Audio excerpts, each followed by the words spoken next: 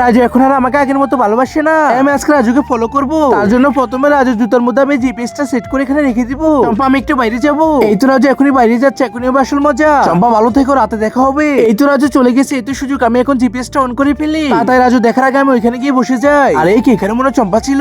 এই তো রাজু আমাকে দেখতে পাইনি, আমি এখনই রাজুর পিছনে পিছনে আবার যাবো। আরে হেলো মিনু, আমি আসতে দেরি হয়ে গেল। এ কি রাজু তাহলে প্রতিদিন এই মেয়েটার সাথে দেখা করে? না, আমাকে যেভাবে হোক রাজুকে মজা দেখাতে হবে। প্রথম ওই যে মানুষটা আছে তার থেকে আমি সুটবুট গুলো নিয়ে নিবো। না, তোমাকে অনেকগুলো টাকা দিলাম, তুমি আমাকে তোমার জামা কাপড় গুলো দিয়ে দাও। এই তো আমি জামা কাপড় গুলো আস্তে আস্তে পরে নিচ্ছি। এখন গিয়ে রাজুর পাশে গিয়ে বসে যায়। আজকে তো আমি রাজুকে হাতে নাতে ধরবো।